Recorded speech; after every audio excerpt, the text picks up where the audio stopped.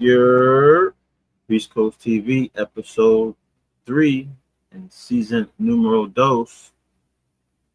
We're here. I know we've been on a little hiatus, but we're back full effect. And we got a special guest in the building today. But first, I'm gonna bring the host up. Yo, what's good, y'all? Anybody rolling through yet? Nobody in here yet. So I decided to switch it up a bit. We got a special guest coming up. I can't say fellow New Yorker since I live in New York, but he's a New Yorker. No strangers, no New Yorkers aren't strangers to the show. You know, there's someone who's into NASCAR who's also a sneakerhead. I know I was on Sneaker Hunters channel. Whips, kicks, and chicks was good. My boy Ill Will in the building. Sumter's finest. Phone 509 was good. Appreciate you coming through. So without further ado, Josh from Jay McLaren's Garage. Man, welcome to the show. Hi, nice to meet everyone. Yeah, they'll be rolling through. I messed up on the promo on IG, but we got a few people in the building. No problem. It's a pleasure to be here, man. Thank you so much for having me. Man, I appreciate you coming through. I ain't want to spend some time here. Is greatly appreciated. No problem, man. Willie from Chicago was good. What's up, Chad? How you guys doing? Nice to meet you all.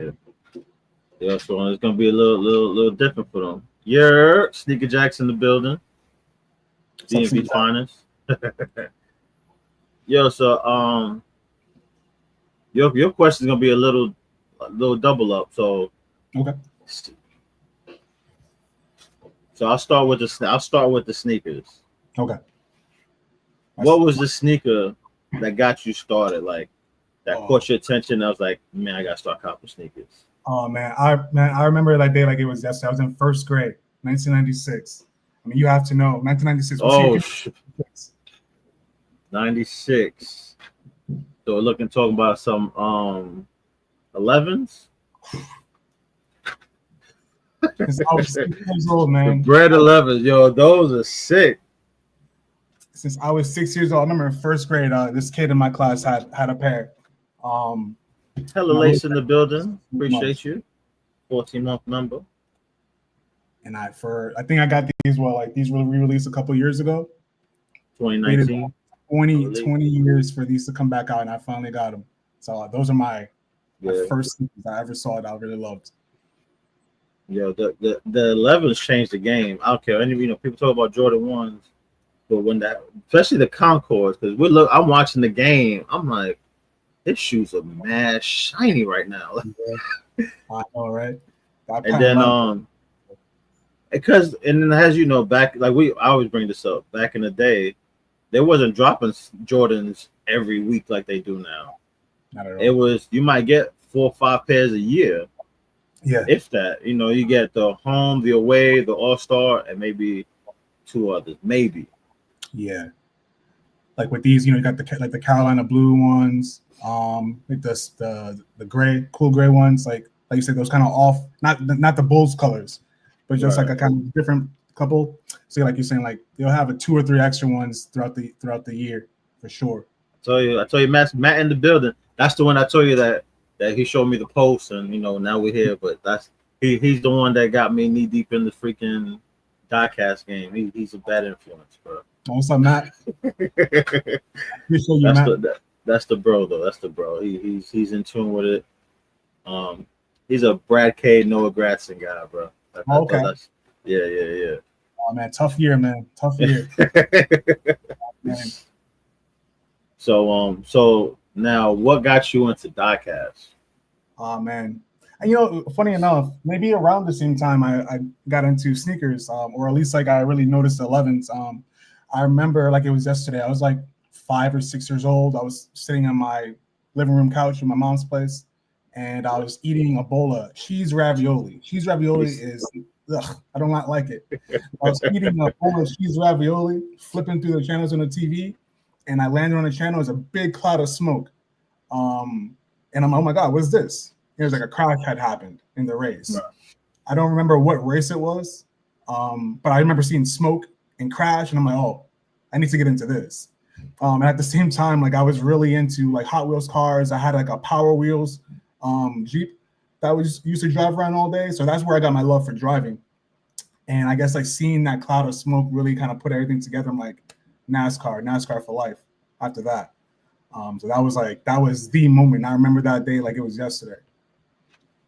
Yeah, so and you bring up Hot Wheels. I can't name somebody that didn't have Hot Wheels. You know what I'm saying? If somebody have Hot Wheels, that's few and far between. Yeah. But like with me, I know I still have a couple, but I get like cars. I know I can't get like a Porsche. I'll have a turbo. I'll get the little Hot Wheels one, something like that. Yeah. But I have so many like the tracks. You know how I don't know if you remember. That was a game changer, bro. When you get your boys together, you all get a car and see who wins the race. Yeah. Like they had like these play sets where like cities, like a tall garage and a train set. I had a train set, had 2 garages, a Ford dealership, all kinds of stuff at my mom's house. One day I hope to pull it out from her place and put it all together for one last time. So I would love to do that one day. So what part of New York you're from originally? Which part? No, Left Rack City. Oh, you were Noriega though? Oh shoot! This is from there. Kenny Anderson is from there. Kenny Anderson, yeah. I think those are the 2. There was like a newer basketball player. I think he got drafted by the Thunder a few years ago. He was also from Left Rack City. Hamadou Diallo, I believe his name was. Okay. He's also from Left Rack. So a few notable people from there. Left Rack City building. Yo, give it up for Left Rack. Yeah, so it was a great place. I was there from when I was born up until about 2018. Okay. Yeah, I was there for a long, long time. My mom's still over there.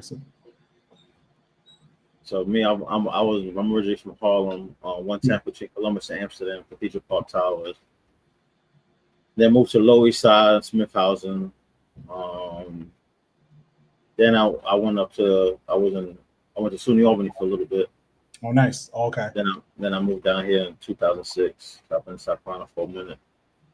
I know they're probably ghost watching, but my boy Fat Cat Greedy, he always says, but I think it's either him or my boy Matt for the win. They said if you're somewhere longer than you were, like if I once I hit that 22-year mark here, I can no longer say I'm from New York. I don't know. I kind of disagree, man. I think that Got a question from the chat. Are you a Knicks fan too? Ooh. Is that for me? Yeah, he knows I'm a Knicks fan. He's a Pistons fan, and ask him what happened to the Pistons. That's just if he wants to start. Oh man, how do I answer that question? As a New Yorker, I want all New York teams to do well, but I secretly enjoy the misery of Knicks fans. Honestly, I find it to be very humorous. I want to see them win. But man, I love seeing the Knicks fans get really upset. I can't lie. Yo, and it's like the Knicks do that on purpose to us. That's the only team in my lifetime from New York that hasn't won.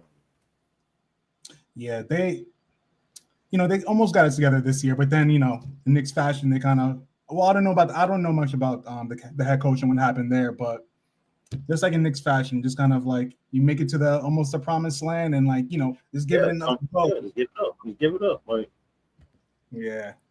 So, that's kind of maybe what it is. It's like maybe similar to the organization. Like, come on, guys. Come on, please.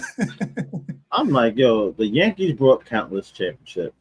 The Rangers brought a couple. The Giants brought a couple. But I'm like, yo, the Knicks can get one, bro. One? I'm not asking for much. No. It might be much. I don't know, but you won? Just one. It might be much, yeah. I mean, the fact that they almost got it this year, that was like gigantic, but we'll see next year. Like they say, we'll see what happens next year. Yeah, new coach. They got Mike Brown? I think they did. They got Mike Brown, and I forgot. They was I'm gonna say Darvin. No, I forgot who they were looking for to make the assistant. But we'll see how that happens. We'll see what happens. Yeah. Hey, at least Mike Brown won the championship, so we have to give him that. Did he win? Did he win one as a coach or as assistant? Uh, that's a good question. Oh, that's a great question. I don't remember. I think if I recall correctly, he was an assistant.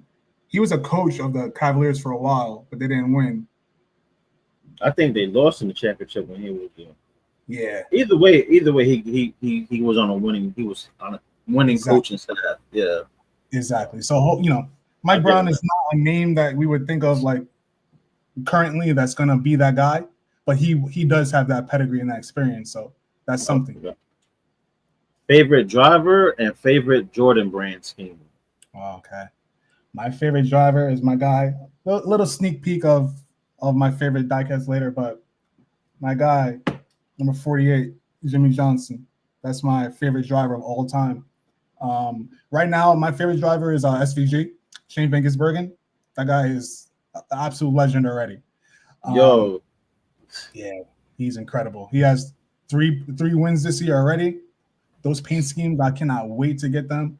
Uh, I'm very excited about him and what he can do in the playoffs. Like he's not a great oval driver at all, not yet, but he's set up pretty well to get pretty deep in the playoffs. I'm not gonna lie. If he can yeah. win in the smaller oval, man, he's gonna be in the top He 8. dominated. He dominated last week. Dominated that race. Yeah, He made it look easy. Like he made it look easy. yeah, he's kicking the Cup Series drivers' butts. Now I know they have to feel some kind of way about it, but you gotta beat the best, man. They gotta step it up and really kind of get on his level. And my favorite Jordan scheme, oh man, it's buried. I have it in a bin over there. It's buried, but it's the J Balvin paint scheme that Tyler Reddick drove back in 2023 at Bristol. That's my favorite Jordan brand scheme so far. I do have a Jordan brand scheme here that I like a lot too, but I'll show you guys that later. Yeah, that J Balvin's tough, bro.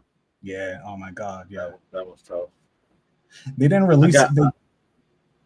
They didn't release it like they were gonna like put it out, line out for like a few weeks, and I was sweating. I'm like, please make that car, please make that car. But after a while, they finally did.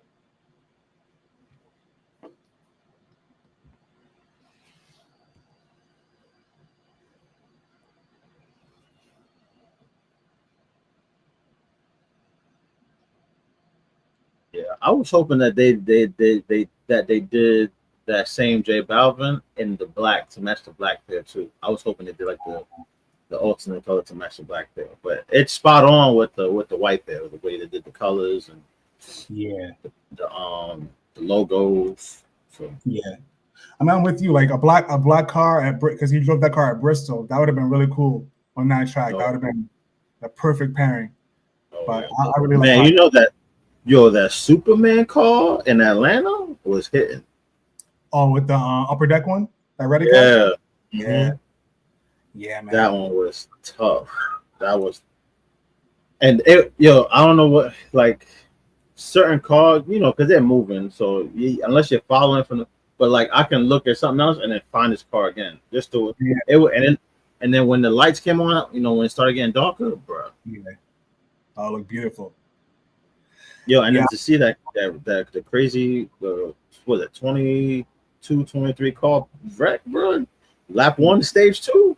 Crazy. That was absolute madness. Like I had done you did the playoff, the bracket. Yeah, my bracket is Dunzo. It was Dunzo after that accident. Man, when I think Blaney crashed like a few laps earlier, and I think Hamlin something happened, and I'm like, oh no, like my bracket, like Blaney's out, and then 3 laps later, tire bracket out the window, garbage, done. Yo, mad to tell you, it's probably my fault Blaney crashed because we had the headsets. Oh, okay. We had the headsets on. We were listening Reddick, Reddick's team. And I forgot who else was listening. I was like, yo, let's listen to Blaney. Bro, 2 laps later, he was out of there. I was like, dang, that was my fault. I'm favorite track, and are you planning on going to any races this year? Oh, nice. My favorite track. I'll say my favorite NASCAR track is definitely Daytona. It's the most historic track that we got. Has some of the best racing consistently. But I would say my favorite overall track in the entire world is called Spa Francorchamps in Belgium. That's where they have the Belgium Grand Prix in Formula One. I cannot wait to go to that track one day. I would love to even drive on that track at some point, but that's my favorite track in the entire world. So Daytona and Spa. And unfortunately, no races this year. Kind of going through like a little bit of a transition in my life right now. So a lot of things are on pause, but my first race that I want to go to next is maybe not next year's Daytona 500, but the year after. I plan to make a whole kind of event around that. So that's what the next one I would like to go to. I've only been to one race in my life. I've only been to the 2001 race at Watkins Glen, because it's in New York. It's pretty far though, obviously. And Jeff Gordon won that race, and I hated Jeff Gordon at that time. Before the race, I went and I bought the Flames car, one of his cars from one of the trailers. And after the race, he won. I was so mad. I went back to the trailer. I returned the car. No. Yeah, it's like, why'd you buy it then? It looked cool, but I was too angry to even. I was like, get rid of this car. Give my money back. I mean, the long way home with the car, like, F this dude. Yo, so coming up, what was some of the spots you'll get, your sneakers and clothes from? Like, what were some of the go-to spots that normally, of course, you had your Foot Lockers and all that, but aside from that, what was some of like the hidden gems you would go to? Now, like when I was growing up? Yeah. Wow. I mean, a lot of them, they last like a few months. Like, I was in Queens, so there was a few spots that were kind of hidden that I would go to and grab like a couple things. At that point, they were really marked up like $200, $300, $400 at the time. So a lot of my time going there was browsing, but mainly I got my stuff from, like, at the time, Foot Action and Foot Locker. That's where I mainly got my stuff. The first pair I got was the DMPs back in 2006. Yep. I think a friend of mine, we lined up in front of Foot Action in 34th Street for must have been 10 hours waiting in line. Camp outs were the best back in the day, man. Yeah, it was. I told you, I don't know if I told you this before. We'll talk behind the scenes, like, message, but like when I used to work at Macy's. Yeah. And like when the Cool Grade 9s dropped. Oh yeah. I worked a double, and then I just walked across the street and waited for the midnight release. Now, get my pen and jump on the train and go home. I mean, camping for an hour isn't bad, but then we worked right across the street, so there was people we knew, so they were like, we got you as soon as. Yeah, you used to give out tickets and stuff like that. Tickets, yep. That was really cool. I mean, you kind of have the similar thing with the online and the app, so it's kind of a lineup, but not really.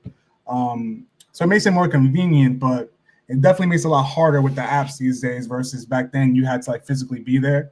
So it was a lot of work to actually have to go there and be there and sit there, but it was a little bit simpler because at least where you were in the line. Yep. And you were going to get it for the most part. So simpler times, and we had a little bit more time to play with. Right, and then a bunch of us when we speak, and you look at some of the older episodes, you have people say like, the hunt was what made the sneaker thing fun. Yeah. And then for a while I'm like, why am I not enjoying? Like, I want to make sneakers fun again, but it's been hard. It's been tough because like it's so watered down. You got all these, content creators hyping up every release. Then it gets released, and then they don't talk about it anymore, right? Yeah, and then you have what do you call it? Like you got the hype, and then there's no interaction with people. Everything's a click away.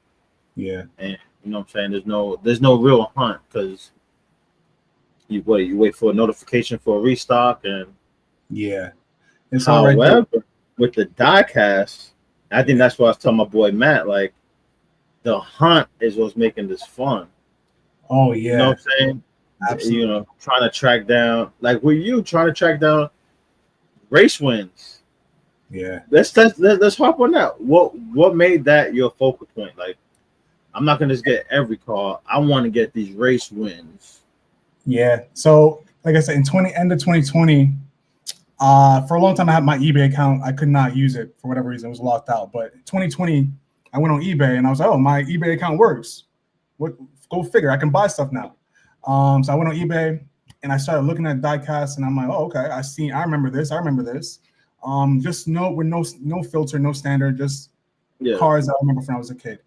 And I started buying some. And I really got into it because some of them were really cheap, like $10, $20. And my girlfriend at the time, I'm letting her know that I'm getting into this. And you know how it is, like they like that you want to do something, but you're buying all this stuff. Like, so I really took her into account a lot. Like, all right, I can't go crazy and just buy all these things. I gotta find a way kind of simplify this and make it a little bit more manageable and definitely for myself too, because I don't have space for all this stuff. So I was following this YouTuber on YouTube. His name is Race Craze 95. He also has a tremendous collection of race wins, and I got really into following him.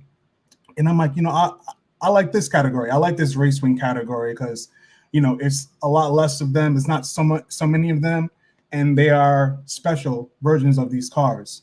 So I can focus on that and make that my hobby. And for the paint schemes that I like, I'll just get the smaller versions. But if I really like it, I'll get the bigger one. So that was a game changer for me, like kind of discovering that, because if I would have gone how I was when I started, it would have been a mess, an absolute mess. And I wouldn't have this opportunity that I have today. So definitely grateful for Race Trace 95 for that. And kind of my girlfriend for being kind of. Yeah, let me shout out the Hunter 55.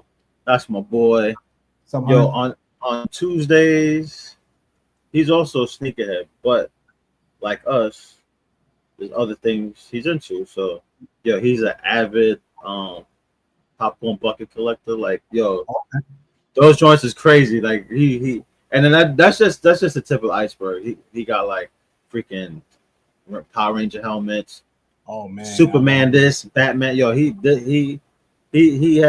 in different niche categories. He's in there. So special. Yaramin, what's good, bro? My man, the Hunter's in the building. Yeah, he does. He's into wrestling as well. He's originally from New York too. He's in the Carolinas now. Yeah, I was a big Power Rangers fan growing up too. I had all the Megazords and the figurines. I had the costumes every year from like 96 to like 98. It was a good time. So like in wrestling, you have the guy who's the face that the crowd loves, and you have the heel. Yeah. And I know Stone Cold Steve Austin. Everybody loved him, but he was supposed to be the bad guy. But who? The Green Ranger, when he was the freaking heel, was the ultimate bad guy. Oh yeah. I remember I used to like him, especially when he was a White Ranger, but the Green Ranger was really cool too. I remember when I was a kid, I wanted to change my name to Tommy after him. My mom, I want to change my name to Tommy after the Power Ranger.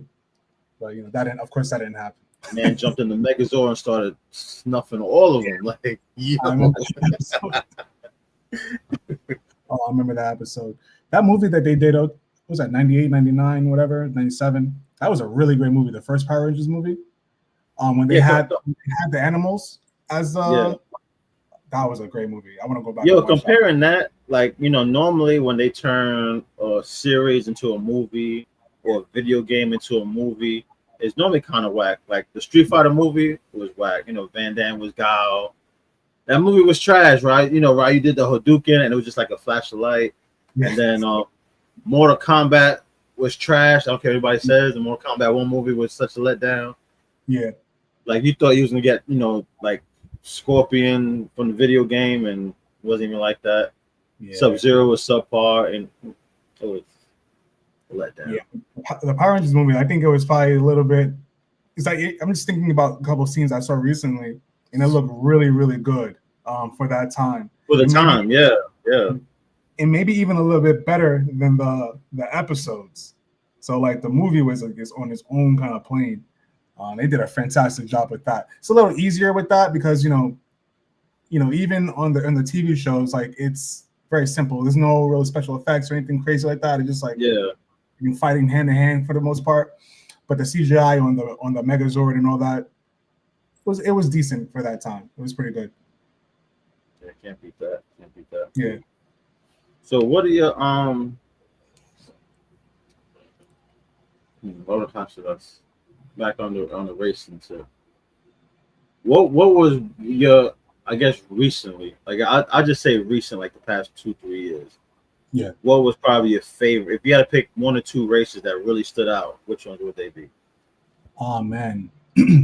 This year I find myself being like when the drivers have success, I get very like happy for them. I don't know. I feel because I grew up wanting to be a race car driver myself, and I still do to this day. So I kind of like put myself in their spot, in their position when they finally win. It's just, for me, it's very euphoric as well.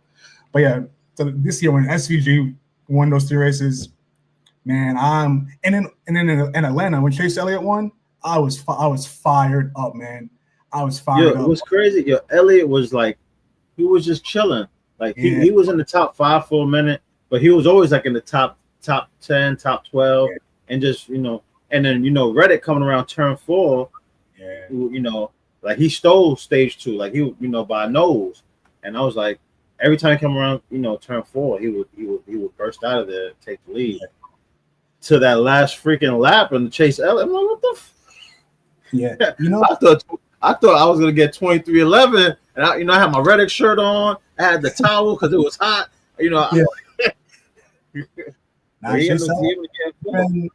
He's been very, very good this year. He hasn't won or led a lot of races, but that team they're probably one of the best teams in the field, even though they're not winning. So they finally put it together at the end, and that was like a really that pass he did on Brad, perfect. And Bowman helped him out a little bit there, but that was a clutch move he did at the last lap. Yeah, because you just see it. Because me and Matt, when that happened, we looked at each other like, "Yo, Elliott really just pulled this off." Yeah, absolutely, in front of his home state too. Yeah, they went. The crowd went crazy. I can imagine. That's one thing I wish on TV they did more. They put more of the sound of the crowds on the broadcast, because I think that would make it more exciting for the viewers on TV. But I'm sure it was like insane there in person. You could feel the crowd when he took the lead, especially when he won. Like, I can imagine. Yeah, it was. Yeah, wow. And then he has a paint scheme. Like he has those paint schemes for the Atlanta Children's Hospital. So he runs that. He runs that every year from 2019, I believe. 20. I have all of those paint schemes in Elite, and that one, I was so happy that he won in that car because I'm like I can add to that champion that collection. And also was it his son that did it? No, so there was a little girl that designed it, and she when he won, she was on the front stretch and they interviewed her too. So one of the patients at the hospital, so she designed that car, and she was able to see him winning it. That must been that's wild. Yeah, that's a dope experience for sure. Yeah, that's one of those core memories for her right there. Yeah, like they were interviewing her, like she seemed pretty standoffish, but I know what that is. This is just like shock, like serious. Like the car design Chase Elliott's right here, like you're in front of all these fans on the front stretch in a NASCAR race, like very overwhelming. And all 60,000 people going bananas. Like, oh my God, yes, that man. And I think about it, like thinking back on that race, like that was very exciting for me, even for me, like all the way up here in New York, watching on TV. I felt it like, as if I was there, and as if I was Chase Elliott or on his team. I felt that much excitement there. So that's definitely one of the last ones I feel like, wow, that was incredible. And when Daniel Suarez went to Mexico, when Suarez went to Mexico, that was a good one. Yeah, because I went to Mexico City last winter in November into December, and it was beautiful. It was probably one of the most beautiful places I've ever been in my life. And we drove past that track on the way out from the airport. Oh, nice. And I don't know, kind of like that trip was really good. So the memories of that trip and Daniel Suarez being from Mexico, winning from his home crowd, and me being excited that I'm gonna get that race win diecast, like all of that came together. Oh man, super, super pumped up. Cool. Yo, so let's real before we switch segments, because that this or that segment is my favorite segment. But I got to know, like, let's talk about you getting into driving and racing. Like, Okay. what made you get started? Where'd you start? Racing at, and what were some of the races you were in? As far as, but pretty much that's the amateurs, you can call it, where before you get to the big league. So for those that know, there's races you can get to around New York. So Yeah. So, like I said, when I was like 5 or 6 years old, I had that Power Wheels car. So my dad would take us to the park, and I would just drive that around all day. So between that and like having the game NASCAR Racing 2002, NASCAR Racing 2003, like these are like the iconic like PC games from like early 2000s, 90s. I would race on the computer doing that. So that's where I got a lot of my coordination for driving and racing was from there. Like I said, being a New Yorker, when I turned 12, 13 years old, like it wasn't cool to be into that. So I let it go. I got into baseball. I tried to play baseball and all that. But in 2014, I'm like, I want to get back into racing. I want to see what I can do. I had like a regular job at the time, so I didn't have a ton of money. So I was just like, let me just drive whatever I can drive. So, you have on Groupon, you have these experiences where like drive for 50 laps in this stock car or drive for whatever laps in this like Ferrari, whatever. I would just pay for these and just go out and just get that experience. I went to this racing school. It's called Berto Ruse Racing School. I went here at Pocono in 2014, and we were there for 5 days. It was a 5-day class, and I was probably one of the top 3 drivers there all week. And the last day we had 2 final races, where the first race I get in the car. They're like Formula 2000 cars, so they're like open wheel kind of cars, right. Like not Formula 1, but a lot simpler than that, of course. Right. And the first race I was in, started second. I took the lead, and I was leading for a lap. But unfortunately, when I was at school, that was my first time driving a manual stick shift in person, like in real life. Yeah. So the front stretch for that race was the turn 3 turn in Pocono, before you go into the front stretch. So we were kind of going backwards on turn 3. So I get up to turn 3. I'm going up the banking to get on turn 3, and I can't freaking get the thing into third gear. And the second place guy passed me, third place guy passed me. I finally get into gear. I run down the second place guy, but the first place kid, like he was the fastest guy. Like he was the son of the mechanic that helped the guy that owned the school. Oh my goodness! Yeah. So I couldn't catch him. We were kind of even at those last couple laps. But the second race, you know what? I'm like, second race, I know exactly what I did wrong. I'm gonna get him this time for sure, absolutely.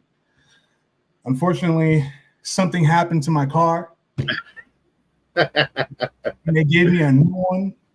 And at that time, 2014, like I didn't really know what to feel or what to look for. Like they let me like do a lap in the new car to kind of get adjusted to it. Yeah. And I went around like, but I didn't really know what I wanted to feel. There was no person to compare myself to. So I got in. I was like, oh, this is fine, whatever. Let's get into it. I want to like make up for what I did, the mistake I did the first race. Right.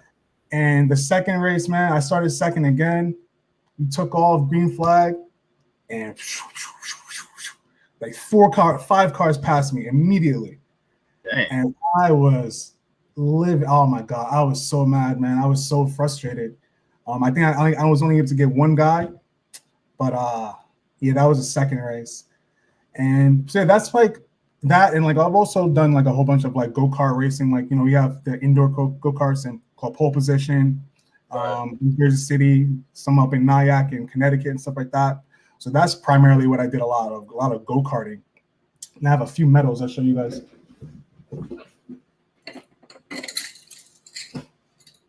I got some medals, a couple of championships, and like a couple of second and third place silver medals. So that's like the bulk of the racing I've been able to do. And then a few stock car experiences, like not in a race, but just like being able to drive around. Right.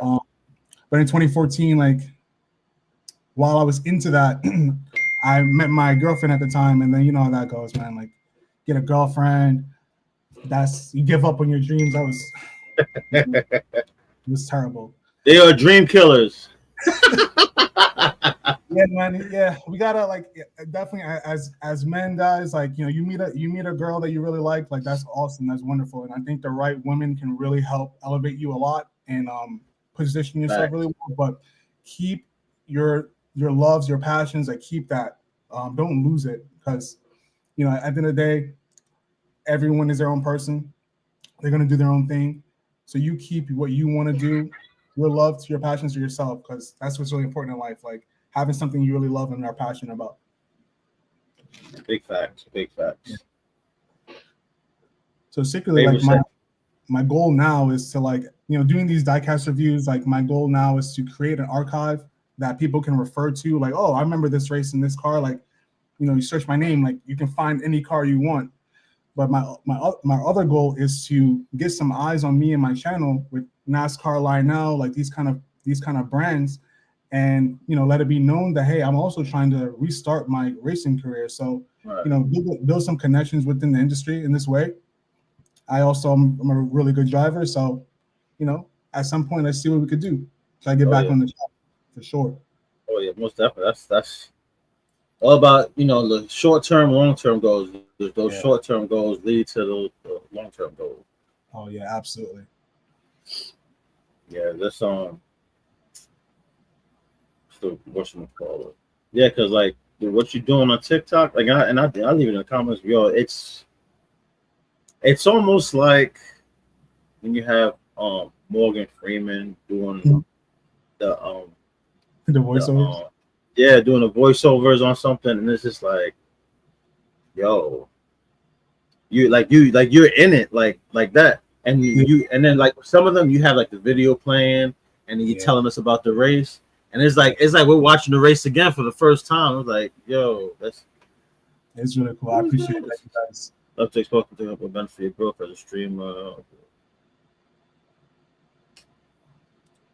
I'm nice. Doing that. I'm never.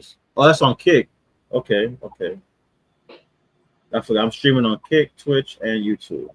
Oh, nice. Okay. All right. But yeah, no, I appreciate that shout out, man. Because I'm starting incorporating the videos, because like I want people to, you know, have context behind the cars. Like, it's one thing just have the cars like spin on the bass and you're looking at it, hearing my voice, but to see the actual footage too is like, wow. And like for me too, like you know, a lot of these races, like I said, growing up, it wasn't cool to do it, so I stopped doing it. So a lot of these races I'm seeing again for the first time or after a long time. So for me too, I'm like watching these races all over again. Yeah. And so now you see it, and then you see it from a different point of view. Yeah. You know, you can use your experience, and now you're watching the race in a different way, as opposed to just watching it for the first time. And you're looking for specific things that you probably may have missed when you watched it the first time. Exactly. It's man, this experience has been really wonderful. Like you know, talking about, I think we were speaking earlier about like our inner child, right? Like giving back to that person, and that's where I kind of find myself doing right now. Between like collecting the diecast, or even like these sneakers that we talk about, like these are things I wanted when I was a kid, to have all these diecasts, have these sneakers, watch racing all day long.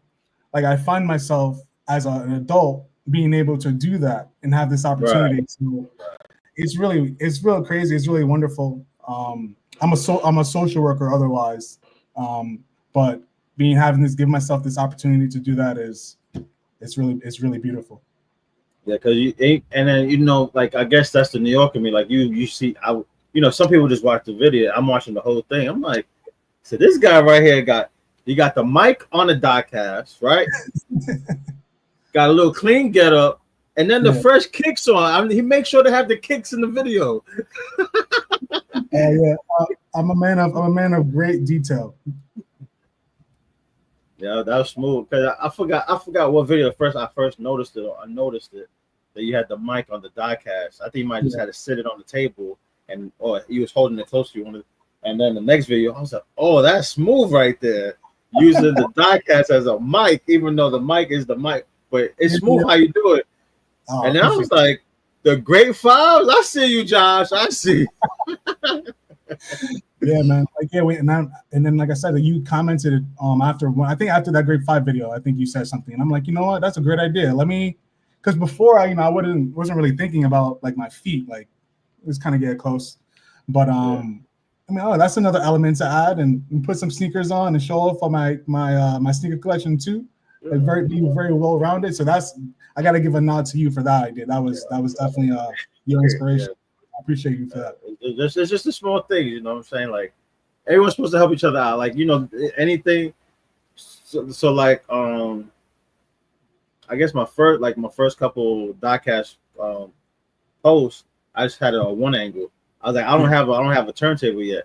So I was like, I might as well just take multiple pictures like I did with the Superman one. Show that all sides of the car, and like I had the Jeff Gordon Suburban, and I had the picture of both of them. You know what I mean?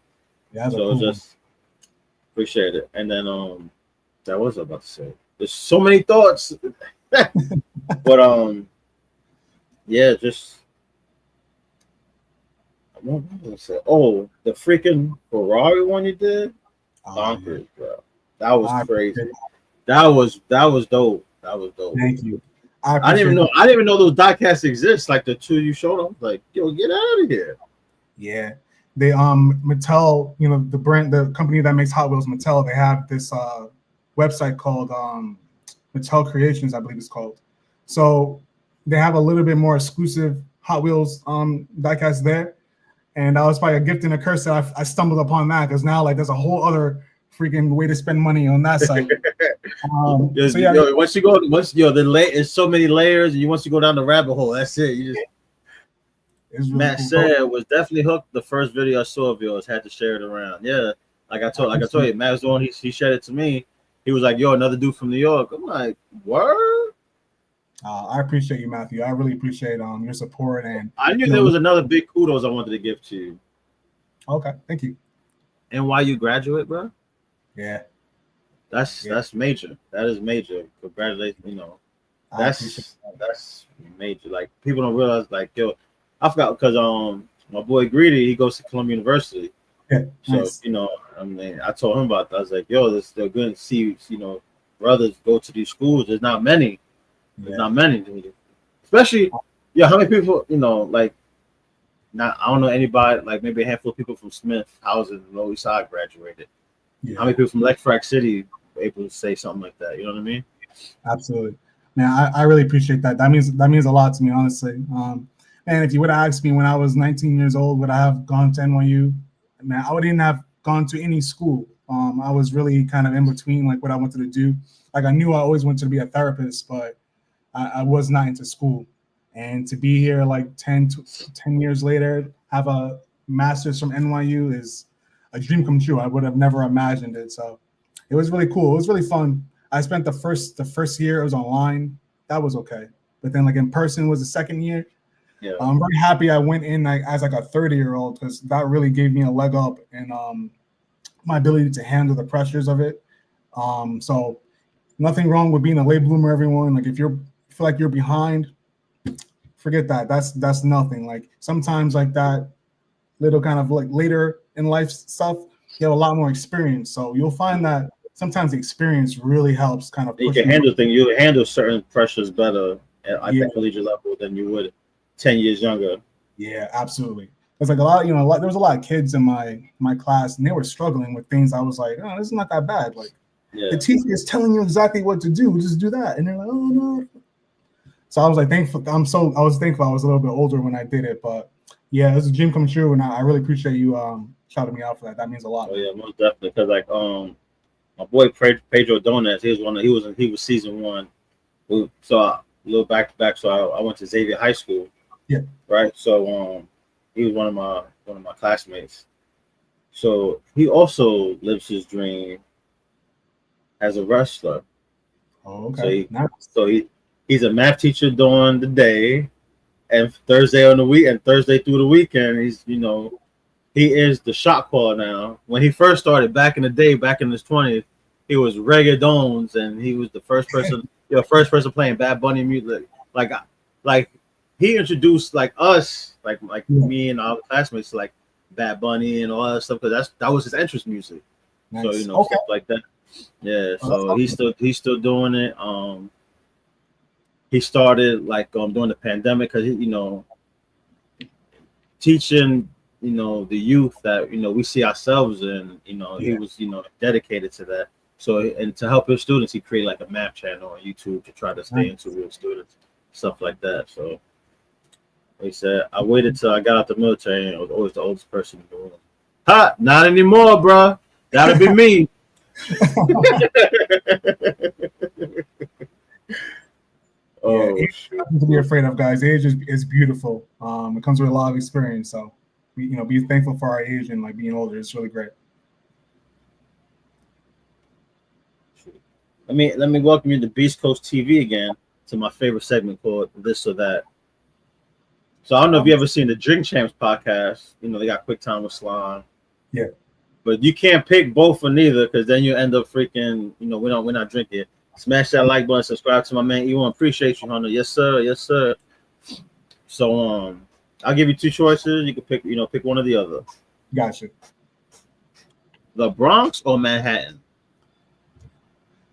Oh man, you know what I said about the Knicks and like how I like make fun of the Knicks. I kind of make fun of the Bronx, even though I live in the Bronx, honestly. Um, but Let's go. man, I would have said Manhattan a long time ago.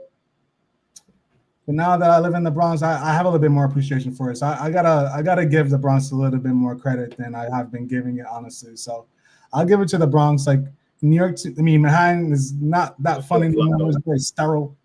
So we're gonna go with the Bronx for this one. A little bit more flavor up here. Oh shoot! Oh shoot! Chopped cheese or bacon, egg, and cheese? That's hard. That's a hard one, man. Because the bacon, egg, and cheese, that's every you can well not don't eat that every day, guys, please. That is a every kind of day kind of thing. The chopped cheese is once it'd be like once a week. That's like a special thing.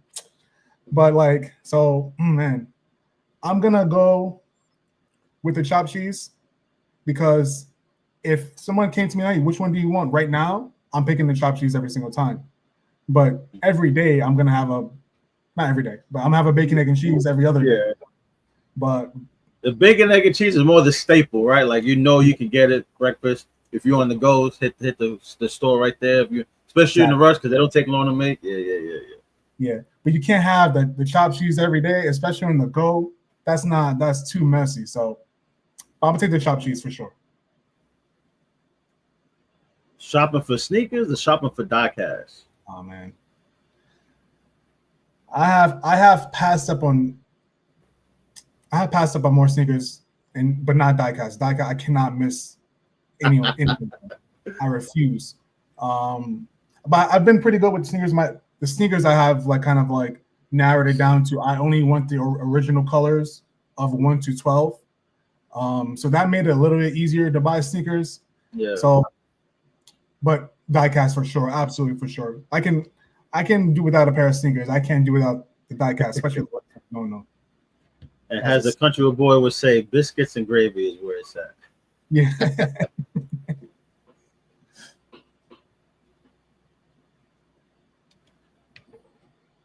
Ubers or yellow cabs? I was an Uber driver for 8 years or so. So I was Uber driver, so a lot of very very biased here because I think that the yellow cab drivers are they're all the same drivers. The Uber drivers and the yellow cab drivers are all the same people, so there's no difference. But the yellow cab drivers, especially, were a little bit more aggressive on the road. So I was not a big fan of them and how they kind of conducted themselves as drivers. So basically, as a driver, a Uber driver, and as a passenger in Uber 1000% over a yellow cab. Even though a yellow cab is kind of like if you want to like feel like you're in a movie from the 90s and you want to get a yellow cab, like that's a cool thing to do every once in a while. But I do not want anything to do with the yellow cab, especially I don't know who this guy is. I don't know where he's taking me. The Uber I have everything I need, so definitely Uber.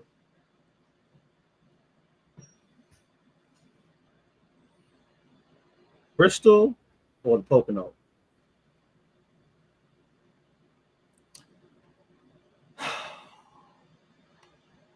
I think a lot of NASCAR racing gets a bad rap for being like boring, whatever, because when it gets spread out and all that. But that's what racing is. I don't understand. That's what racing is. Like, who get to the line first, and it's gonna get spread out. It's gonna get all that.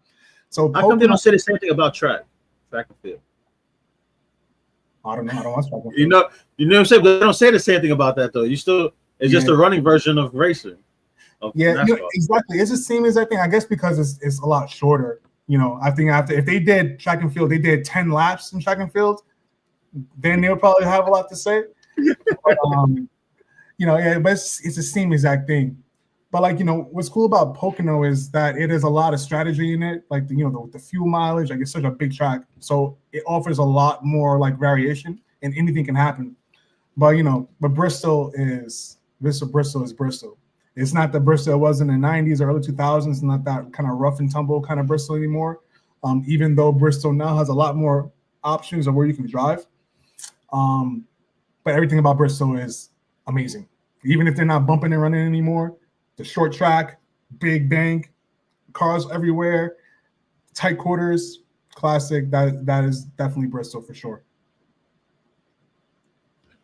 Darlington or Talladega? Well, that's another tough one. No one says it's gonna be easy. Yeah. And I enjoyed the last race at Darlington. I'm excited for the Southern 500 this year. Me too. The lights, that's gonna be beautiful. I know you're gonna be there. I'm sure. I did a road trip. I drove past the track one day. It was really nice. But same thing as Bristol, man. Talladega is Talladega. Like, it's crazy. It's the most. You're not gonna see anything like Talladega anywhere else. Darlington is Darlington, but we've seen kind of that kind of oval track before. What's good, Poodle? Appreciate you coming through. Talladega 4 wide for 100 laps, like that's crazy. Even if they're all going like half throttle, it's insane to see. So Talladega for sure.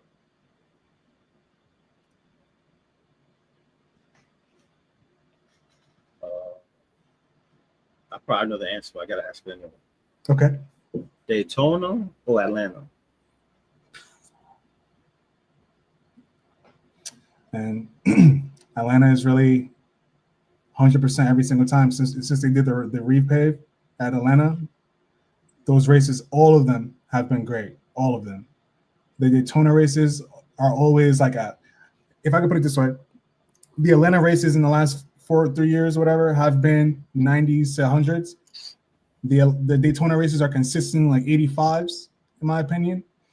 So I can go for the new beautiful one, or I can go for the consistent one. So I'm gonna have to go to Daytona. Consistent, classic, biggest race in the world. Poodle said the same thing. Daytona. Have to. Yeah, that's one I gotta go to. So me and Matt were like plotting on some races, right? Yeah. So we were in Atlanta, and then Daytona's coming up. I was like, well, I can't. I almost committed to it, but I'm like, yo, I can't get kicked out the house because that's my son's week. That's my son's birthday weekend. Gotcha. But his birthday's the 4th. They go back, and that's a Monday, so they go back to school on Monday. See, Poodle said bacon, egg, and cheese. You heard? Yep. Consistent. But we're going to Darlington, and then later on we're going to go to I believe it's Martinsville. Oh, that's gonna be a cool one. That's gonna be very cool. So I think that's what we got locked. We got locked in so far.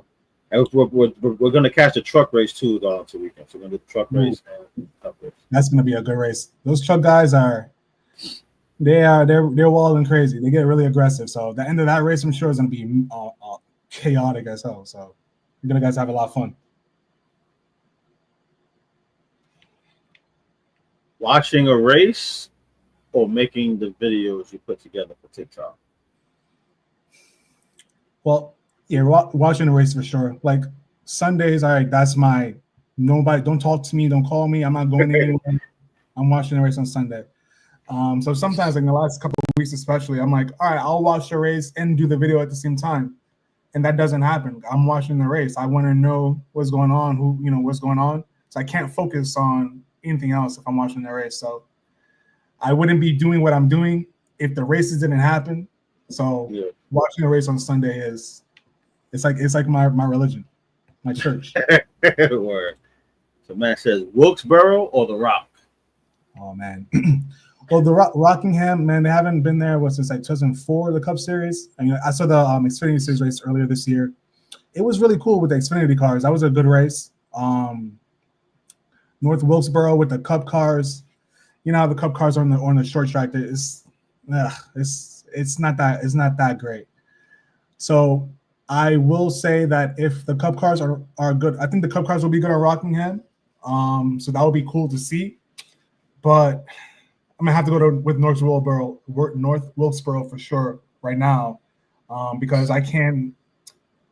I know they haven't been in Rockingham for almost 20 years. Even though Xfinity race was really good. So for now, I'll go with North Wilkesboro. But if the Cup cars go back to Rockingham, I'm sure that's going to be a fantastic race. And I think I'll change my answer then. FRM or Joe Gibbs Racing? Man, your boys at FRM, man, about to lose their charters. So, they hope. I mean, I pray that resolves itself. I think that whole situation is really sad, but but JRM for sure. JRM, like, yeah, the most iconic Toyota team right now, and one of the teams of all time. Most iconic Joe Gibbs, most iconic sports figure, in football and in NASCAR. I wasn't a big fan of a lot of the drivers growing up, honestly. I've become a Denny Hamlin fan over the last couple years. Briscoe's okay, Truex was okay, but like I said, I really enjoy their success, how great their team is, like their execution. Like when I think of Joe Gibbs, I think of like a top tier organization, top flight. So definitely them, for sure. FRM, but Zane Smith is a champion race car driver. He is incredibly good. Like you see him, he'll be in the top 10 sometimes, very sneaky. He was running good in Atlanta. Sure, he was running good in this past week. Yeah, I think he's been running very good. Like if you pay attention to Zane Smith, he's up in the lower top 10, like the top 15. He's there quite a lot. In the Truck Series, he was amazing. So he is a top flight driver too. So I really pull for Zane Smith, I must say. Noah Gragson, I pull for him too. Xfinity, he was amazing. I have from 2021, he won 9 races in Xfinity Series in a 9 car. I have all of those race wins. So I pull for them too, but between FRM and Joe Gibbs, I'm gonna go with Joe Gibbs for that one. Hendrick Motorsports or 2311? Man, Hendrick, man. What's the next question? Yo, it's crazy. I got mad love for Hendrick Motorsports, right? Yeah. But I'm being a Jordan head, I lean towards 2311. Loyalty out of 4, right? Yeah. But the things that Hendrick Motorsports has done, like with the Garage 56 stuff, like the Le Mans and all, bruh. Yeah. Have you seen those diecasts? Oh, I have those too. What? Shut it down. He done shut down. He shut the building down. Do you want to go grab him? Hold on. After you, Jeff Gordon or Tony Stewart? If we're gonna talk, that's a lot harder than I thought, man. You see, he put the eyes after he asked that. That's a hard one. In 1999, in my elementary school, I had a Tony Stewart Home Depot jacket. Me and him were talking about that. Back in the day, New York was heavy with the racing jackets. The M&Ms, the bright yellow joint, the Reese's, the Skittles. You knew you was in the hood when the dark skinned dude had the Skittles jacket on, bro. They were very popular in the 90s, especially like in New York for sure. So I had a Home Depot jacket. They used to call me Home Depot. But at that same time, I hated Jeff Gordon in the early 90s. Now I love Jeff Gordon because he's amazing. But So I'm gonna go with Jeff Gordon, but Tony Stewart as a race car driver is one of the best race car drivers in any discipline of all time. Top 5, top 10. IndyCar champion, NASCAR champion, NHRA. I think he's not a champion, but he's won races in drag racing. The guy can do. He is Kyle Larson before Kyle Larson. He's up there. He was doing dirt tracks too, right? Yeah. USAC. USAC champion in dirt. He's a champion in that series too. So he's a champion in everything he does. Like if he went to Formula One, probably would have been really good there. So that's a tough one.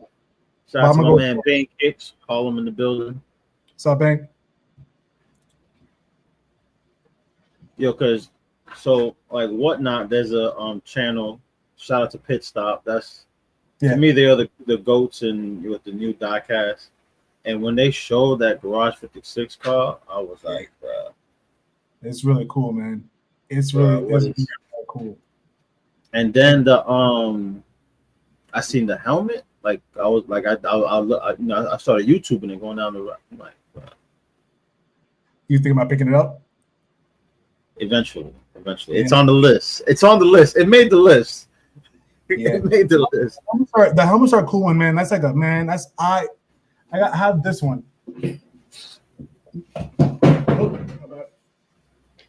This is a helmet from like Lando Norris in Formula One. What game is this? Halo. Yeah. It's like $200 for this thing, man. So the helmets, man. If you start looking at that down that road, that's a slippery slope, man. I would consult with the family before that, because and then people who get like I'm Matt. Matt's a bad influence. He don't order like the windshield piece. I forgot which he could correct right now. Poodle picked Jeff Gordon on that as well. Yeah, absolutely. Matt, which car was it that they got the windshield piece from? I forgot. And then he's sending me Tyler Reddick quarter panels. Like, I gotta do one thing at a time until I get like the super duper setup where I can have like the sneakers going down that wall. Yeah. I can have the diecast. So like, if you can't, like, I got to set up over there with the diecast. I got the Tyler Reddick flag, Zane Smith windshield piece. That's right, Zane Smith. Man, you got the right driver, right? You got the right driver. Absolutely, that's a good one. Yeah, the pieces of the car, man. That's a whole other animal, man. Like you said, we don't have the space for that. I probably need an airplane hangar to collect those things, man. But I would love to have like a door number, the door, or like the nose of a car. But those kind of things, like who are you picking? Like what car are you gonna get? Like what nose are you gonna get? Because then that like you said, at least to where you need to have the space, because then you don't want more of those. Like, okay, I got SVG. I need to get the Collins in it Zilich or the Justin Algai whiskey car. It just starts. That's a dope diecast too. Oh, it's coming up. I'm gonna hang up on this guy. We'll talk about it later. Yeah. Oh man, but I got the one from the 2025 Spring Martinsville race. Dope. But the nose. So we were in the FRM line, right? And the lady in front of us, she had two. I want to say one was Noah, and one was the Todd Gillen one, but it was the rear panel with the light, what would be the lights. So it was like the rear panel. Yeah. I'm like, I can't see myself throwing that up on the autograph that thing for me. Bam. I know, right? But yeah, I'm pretty sure like a lot of people have a lot of audacity with the things that they got, but it's a once in a lifetime experience. Like, you're here, I'm here. Please, like, whatever I got, I can't blame them. And I'm sure the drivers understand. They have to. But like I told you, them three were mad cool. Like, they were cool. Like, that was the only, because everyone else you needed bands for, and I think that's because we only went for Saturday. Yeah, we went Saturday. So we just left. We left here Saturday morning and then Saturday night. / Sunday morning we came back. So it was pretty much like a 30-hour day. But Nice. Okay. Oh wow. so since the Xfinity race went late because of all the delays, Yeah. everyone was still at the haulers, and then everyone's buying up stuff and getting the wristbands. So they sold all the wristbands that night, not even during the day, like that night, because since the race was delayed and no one wants to go sit in the car, they were chilling around the haulers and all that. And So they gave you a chance to get your stuff signed? so we got well, I think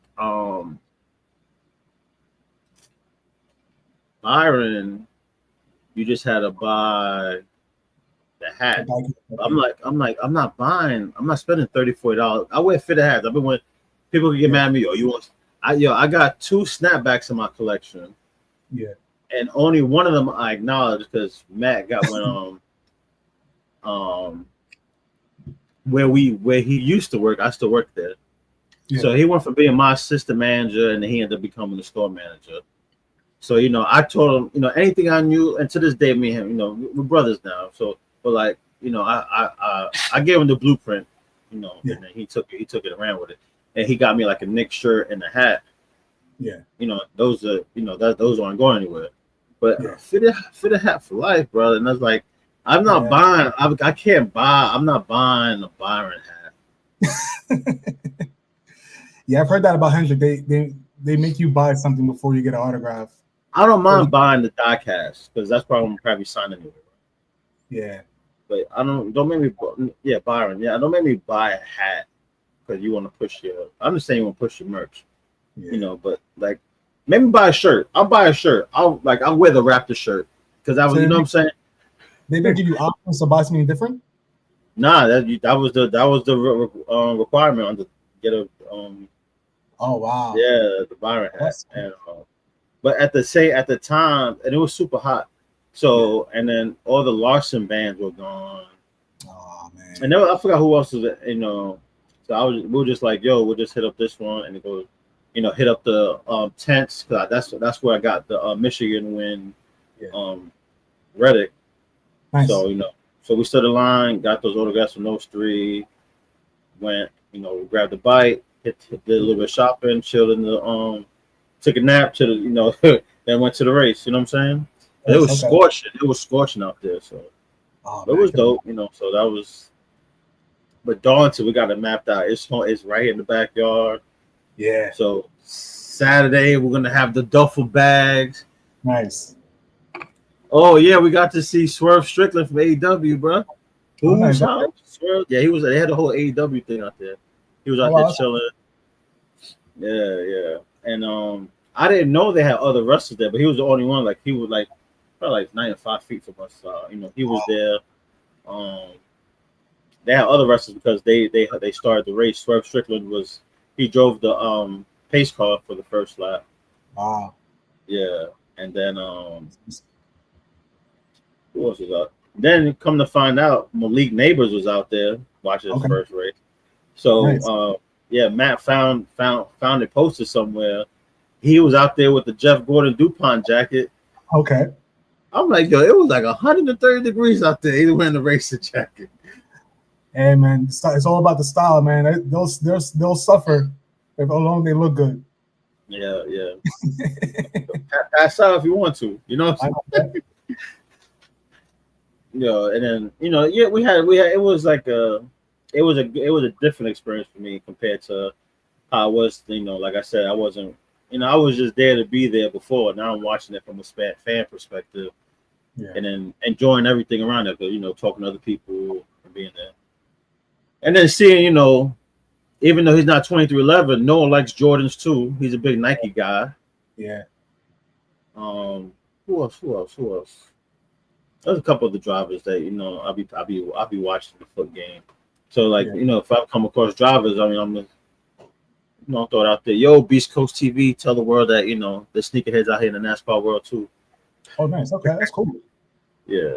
That'll be awesome. Like you get a couple drivers to kind of like talk about their sneaker collection too. Like that, definitely this is the best time for that. I'm sure Denny Hamlin has been passing around Jordans to everyone. So I'm pretty sure a lot of the drivers now are more familiar with the sneakers and Michael Jordan and all that. So this might be a great time to like get in there with them and like speak to them about sneakers too. Yeah, and they get their perspective because like you Yeah, know, Nike's. I forgot what I was watching, but Nike sent Noah some like the new golf shoes. You know, he yeah, play whatever when he goes golfing, but that goes to show like sneakerheads aren't just people like us. Like everyone is in. The worlds collide. People, people aren't just into sneakers, or people aren't just into like comic books. Yeah, maybe people like reading the comic books yeah, with the great fives on, or the black metallic fives, stuff like that. So it's exactly. different things. So you only Yeah, go up to 12, bro? You stop at 12? because I this is gonna be. If you thought you were mad at me about the whiskey card, this is gonna be about this. I All right. am not a big Michael Jordan fan. So I am a big Nike fan. So 1 to 12, that's when it was Nike, and then 13 was when he went to Jordan Brand. I am not a Jordan Brand fan. Oh, I will not buy any Jordan Brand anything. The sneakers, if I buy sneakers, it has to say Nike Air. No Jumpman, none of that. So I am OG. Whenever it was Nike Jordan, that's what I like. Anything some people say like the best phrase, if it ain't OG, it ain't for me. after, that is my motto That's to the dope. That's T. dope though. That's dope Yeah, though. but the 13 is that's a tough one. I will get the 13. I'll get the black and red 13s, the Flint, the blue, white, and gray. Those I love those a lot. Yeah. Um, but 14, 15, 16, 17, I can if if they were easy to get and it wasn't too crazy to buy them for me, I would get them. But I can do without everything after 14. Maybe I'll get like the 19s, the white and gray 19s. I like those. Oh, the Flint Grays. Yeah, Those are tough. Those are yeah, tough. yeah. Those look Those so are tough. cool. But yeah, I Cause it keep it had one. the sleeve of the whatever the sleeve on it. Not a sleeve, but the over the laces, right? Yeah, like that. What is that Yeah, like a? Not like it's not. It was like snake skin. It reminds me of like a metal chain kind of thing more yeah. than snake skin. But yeah, that sneaker is really cool. But yeah, that if I got that one, that's because I got all the 1 through 12 Nike ones, and I'm like bored, and I just want to get that. Yeah, there's like my boy DS. He's like big into Jordan ones, and he got mad Jordan ones. Greedy got mad Jordan ones. Yeah. Trying to think who else. So like Beast Coast back in I want to say it's 2020. Mhm. If somebody's in the building, correct me. It's either 2020 or 2021. Yeah. So there was two East versus West sneaker battles, right? Okay. 5-on-5. So the first one was kind of wasn't set up right. The East team didn't really represent right. Like it was just all last minute, whatever, right? So for almost like a year, we're in group chats like poking the bear, talking to West Coast like, yo, you gotta give us a rematch, blah blah blah. So Yeah. you fast forward, me and my boy Akilek Hicks were the co-captains of the East. Okay. And then, so it was two, you had two captains and then the 5 battlers. We could step in a round, no more than 2 rounds, something like that. I forgot, we had a whole setup, and then no one knew who the judges were till after the battle. So they can't say, oh, they were playing favorites or whatever. Yeah. So we didn't present the judges till afterwards. Both teams agreed on the judges. Yeah. And that's how, and then it was like boxing rules. Okay. Boxing sport. So 10 point must system. That's how it was set up, you know what I'm saying? So, the East pulled it out, and then I believe it was Caramel Wonder. She was yelling Beast Coast going after the battle, so that kind of just stuck. Yeah. Oh, that's awesome. Yeah. So shout out to Don't Increase the Toe Box. He got his collection freaking phenomenal. Nice. He has sneakers. So like I'm big on Air Force Ones. Oh, nice. Okay. And So, because to me that's it's timeless, and it goes with everything, right? That's just my thing. Right? I have plenty of Jordans. I'm looking at a stack of Jordans right here, but if they were like, you had to give up everything, just give me every color Air Force One, and I wear them for the rest of my life, right? Yeah, I don't blame you for that. That's So a solid. I thought I had a lot of them because I wanted to set up like a New Year's Eve battle or something, do make it something fun. Mind you, this is back in the day. Don't crease. I'm not even talking about it anymore. I don't want no smoke. So I had asked him, right? I was telling Greedy, I think I was talking to him while I was at work. I was like, yo, I think I'm actually Don't Crease if he wants to do an Air Force One battle. He's like, yo, you sure about that? You sure about that? Yeah. I'm like, I said, I got a couple of good pieces. And I just gotta see. I just want to know how many. Because if he was like he had like 60 something, I'd be like, yo, let's set up. But then he was like, it was up there, and I was like, nah, because I remember doing the sneaker battle. He pulled this one out. He pulled that one out. I'm like, nah, I'm good. Yeah. May the force be with you. Yeah, man. Big Perm, West Coast in the building. What's good, Big Perm? Big Perm. Yeah. Speaking of East West, Perm was he was part of both West Coast teams for part 1 and 2. Oh, nice. Okay. So Perm's been he's been rocking, he's been in the circle since like 2018, 2019 when I thought I went down the rabbit hole of sneaker community, people like sneaker community / everything else. So, Were you familiar with Nike Talk? Nike Talk? Yeah. Yeah, I was big on Nike Talk. Good old days. Yeah, man, that was a fun time. That was like my I kind of unfortunately Nike Talk kind of raised me in a lot of ways. That was a fun time in those forums, man. I wonder if that was before you could find out stuff through Nike Talk. Yeah. Faster than you can. I don't care how many notifications we get now. You was getting it like in real time, ahead of time on Nike Talk. Like, hell yeah, that was the place to be back then for a lot of things, especially for sneakers, like getting like the details of what's happening in that moment. Yeah, that was my spot for like the middle 2000s, late 2010s, like early 2010s. Like that was a place. Yeah, because I think with that phasing out is what opened the floodgates to like all the content creators doing the sneaker content.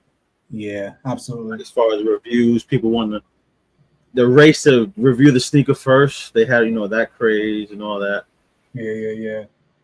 Yo, people, I know, like, I haven't come across yet people reviewing diecast, but it's almost like, is it the same thing? Like, we can see the colors, like I don't know if this. I think I'm opening a can of worms, and Perm's time was perfect. Okay. There's a lot of I'm not trying to gatekeep. I'm just calling it how I see it. Like in the sneaker community, there's there's plenty of cultures. Yeah. I haven't seen a plethora of them in like the NASCAR diecast community. Just a handful that I've seen trying to sell stuff. Gotcha. But they don't, like I told you earlier, they don't know the drivers, they don't know races, or they didn't watch. They go on live on whatnot after a race that they didn't even watch. Gosh. So they're not even. So you can tell like the ones that are making sales are the ones that are into the sport. Yeah. You know what I mean? Like they can talk to the crowd, and I guess that's the difference in like the NASCAR, community or the racing community compared to the sneaker community, where like there's not really clicks. I haven't seen the whole click thing. There's a lot of clicks. Like you have this channel has like these channels don't watch these channels, where I've seen where everyone's just enjoying it. You know what I'm saying? We're here for the race, we're here for the diecast. That's what we're here for. We don't want no bullshit. Like, yeah. Well, in my experience, I mean, I haven't really seen a ton of diecast reviewers, or maybe like a handful. But for me, like how I'm doing it is kind of back up. Like sneakers and diecast, I think are two totally different things. Like with sneakers, like you don't need to know anything about Michael Jordan to love the 11, for example, and like where like nobody's gonna ask you in the street like, oh, who wore those sneakers. They're not gonna really care about Michael Jordan. They just like see the sneaker and the sneaker is the star. But in NASCAR, like I don't think you can get away with that for long. Like you can probably get away with it like the first couple of times, but in racing in NASCAR, like people want to know what this car is all about. Like who is this? Like what happened? Blah blah blah. And yeah, we got a drag race. We got an NHRA fan over here. I learned something about Big Perm every time, bro. Yeah. So like in racing, like you need to know who the driver is, what the team is, like who the sponsor is at some point. Like, you can get a fan base like from like having this like cool looking car and what's that? But over time, if you don't know what you're talking about, the fans are gonna be like, hey, you're here for the wrong reasons, kind of thing. At least that's what I think. It's like with my channel, like I'm trying to give you all the details. So like it's not like flashy, but like, you're getting a lot of information out of it. You know that I know what I'm talking about. Right. So I haven't seen a lot of like culture vultures or people just like trying to get in the diecast game to just make a quick buck. I haven't really seen that a lot, but I wouldn't be surprised if there are a lot of people like that. But I can't imagine they would last very long doing that. But this is the crowd's favorite segment of the show. Okay. We got a special Dirty Dozen for the crowd. Oh yeah, I'm excited. So back in season 1, Sneaker Jack said hats and sneakers for his Dirty Dozen. You know what I'm saying? He said Super Stocks fire. Okay. I see you, Pearl. We're doing a little bit different tonight. I'm going to give you the floor, put you on the big screen, and you can bless us with the Dirty Dozen. It's on you, Josh. All right, nice to see you all. So I got a Dirty Dozen for you guys. I split it up between my sneakers and my diecast. So I'm going to do 6 diecasts and 6 of my favorite sneakers. I don't have a ton of sneakers, so I didn't want to put that much pressure on myself with the sneaker part. So I'm going to start with the sneaker. I'll do a sneaker and then a diecast, kind of mix it up a little bit. Number 1, my sneaker, probably my favorite Jordan 1, the Chicago ones. Every time a Jordan 1 comes out, I grab it. So we'll see the ones I have left, but this is my favorite one that I have of the Jordan ones. I think I got this like last year. They re-released like a couple years ago last year. So this is my favorite Jordan 1. And then we're going to go with the diecast. I don't know if you guys know about this guy, but you should. If you're here, you should know who this guy. Juan Pablo Montoya, the Colombian rookie. This is his first win in NASCAR, in the Cup Series anyway. He won at Sonoma in 2007. This is his first win. He was a rookie that year, so this was his first win in Sonoma. I saw this car on eBay and I grabbed it immediately because Juan Pablo Montoya, another all-around fantastic race car driver, Formula One winner, NASCAR winner. The guy is a legend. Next, from my favorite sneakers, this sneaker I waited literally my whole life. I was like 6 years old when this sneaker came out, and never had the opportunity to get it again after that until I think earlier this year. The Royal Boom Foamposites. These sneakers are, I love these so much, man. These are classic. What's really cool, I saw like this nice documentary about them on YouTube. What's really cool is that like the foam material is designed to like as you're wearing them, the foam, the heat from your feet, it makes the foam kind of shrink down into your foot, so it really kind of forms around your foot. At least that's how it was in the 80s. I don't know if that's how it works now, but that's how they were designed originally. So that foam was supposed to melt down into your foot and really kind of cradle it. The next diecast I'm going to show you guys, this is one of my favorite ones here. This is from 2012. Jimmy Johnson, he won at Dover in 2012. Dope. This is a Madagascar car that he won in. This is one of my favorite. This is one of my top 5 favorite diecasts that I have.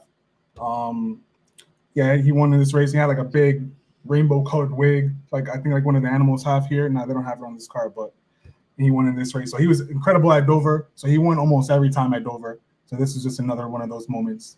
This is one I cannot wait to do the review on. This one's coming up soon. What's next? So I'll show you. I'll do the So again, like the black, white, and red, the bread 11s. These are the first things I ever wanted when I was a kid, when I was 6 years old. And like, I was looking at that video that I did when I was wearing them.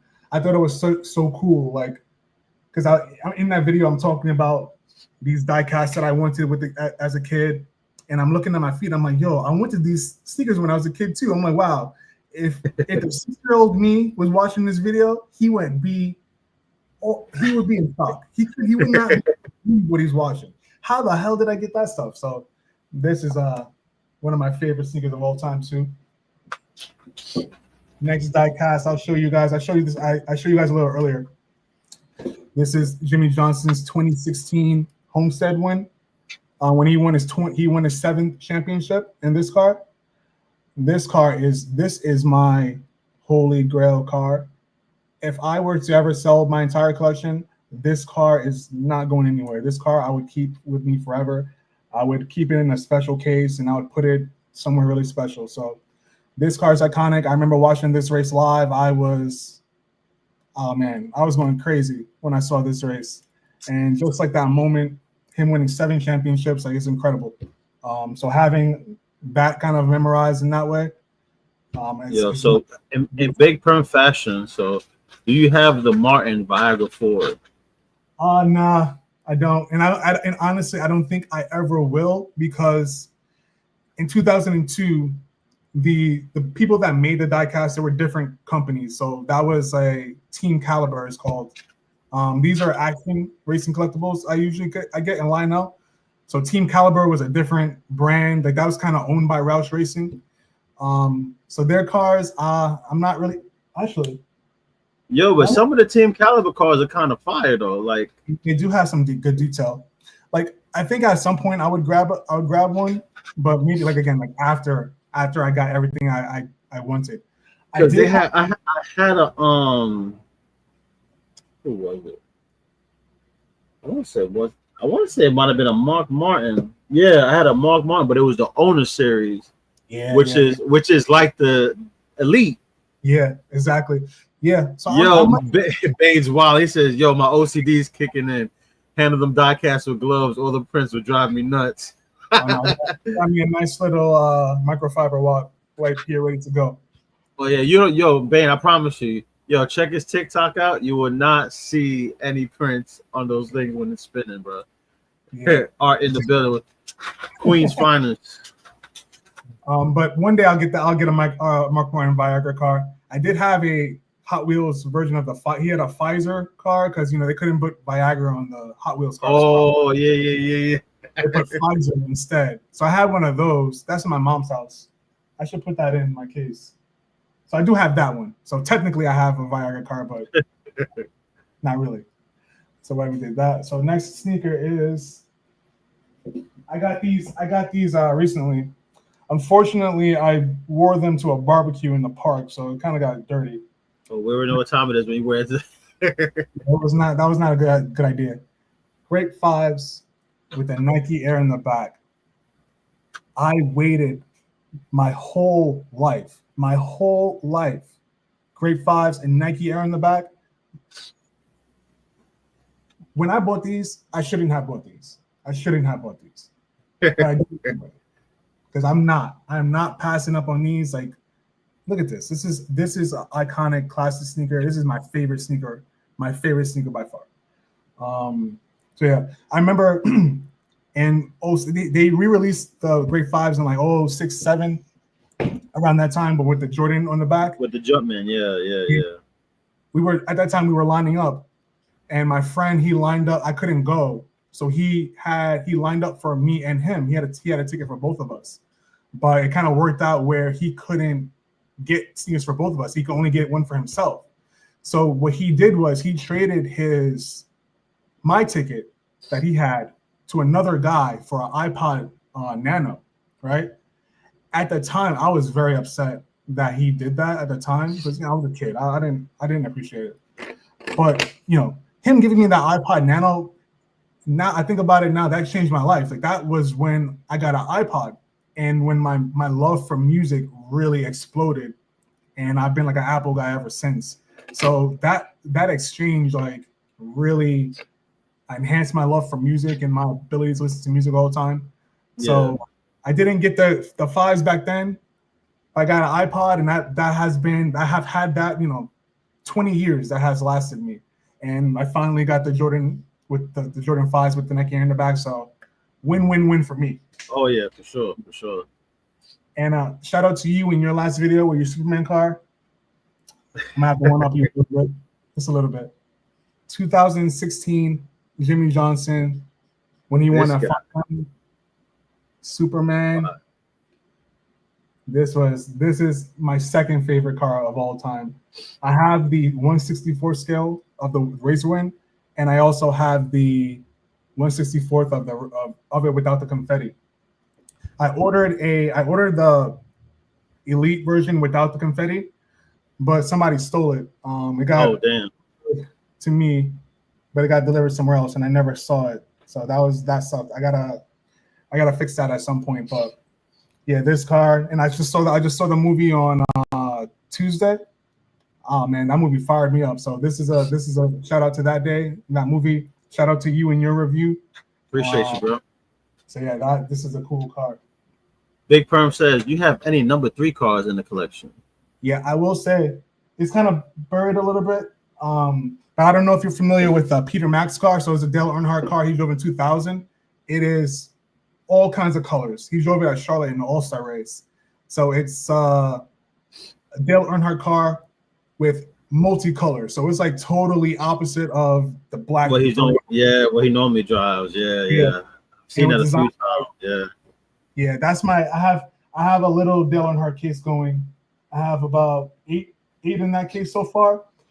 So with the Dale Earnhardt, and I plan on doing a series with his cars too at some point. I want to get all of his special paint schemes. I think right now I'm missing for Dale Earnhardt the Olympic car from '96. Yeah, that one's so tough. I got the 164. I need to get the 124.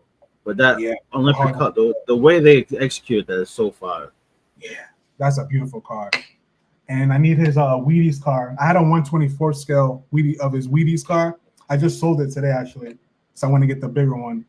The mold on that one in '97 is kind of weird. Like the cars were kind of boxy and they weren't really accurate. Yeah. So I don't know if the Wheaties car will be in my collection because it's not really accurate, but I'll probably get it at some point. So yeah, I have a ton of.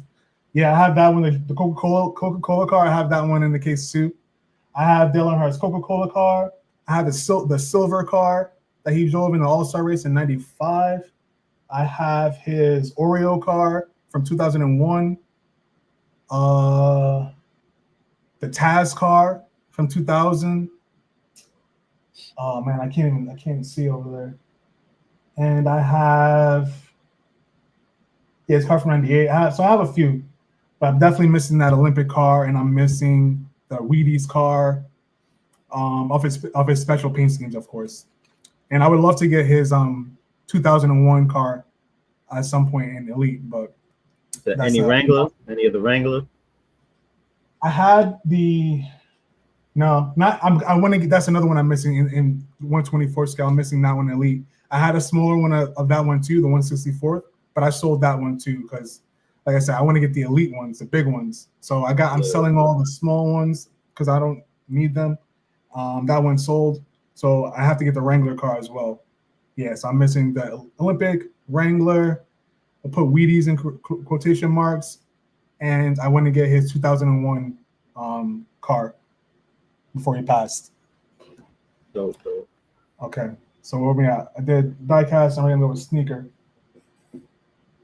These are another one of my my grails.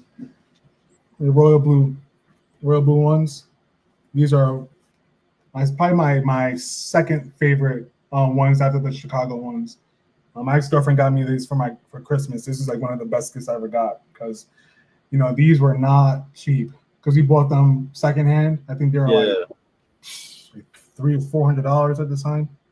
So I really appreciate it for that. And I've had these for a long time, and they still look pretty good, and they're holding up really well. So these are my classic ones. Like these I wear whenever I want to like go out and like decide how wear some casual like throw a pair of ones on, like they kind of fit every occasion. So, Oh yeah, and oh, then, yeah. the blue is beautiful. So those are perfect. What's next?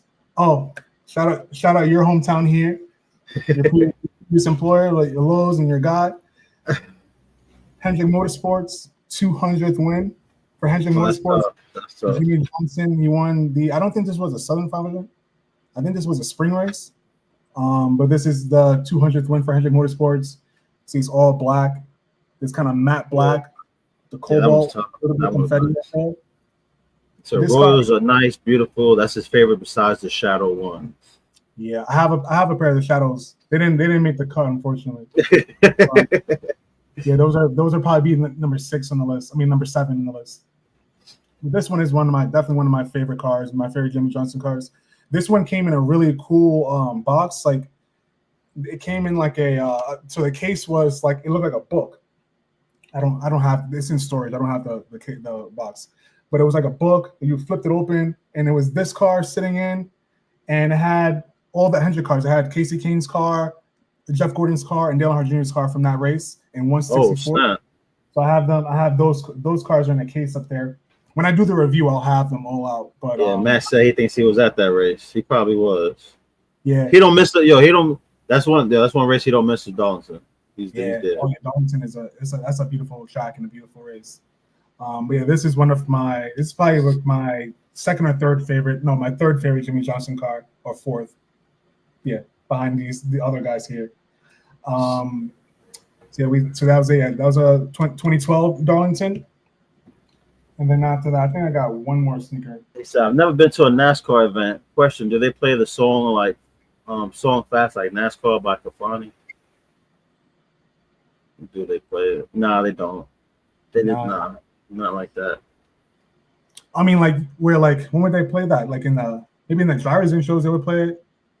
But but music is the last thing you listen to when the race is going on. Like No, but music, even at the tracks, like I mean, there's just whatever music's playing, the same music anyone listens on the daily, like whatever's popular at the times, what you hear out by the haulers or whatever, out in the stands, nothing. Yeah, like nothing custom or anything like that. Oh, no. No DJ remixes. Yeah, I think.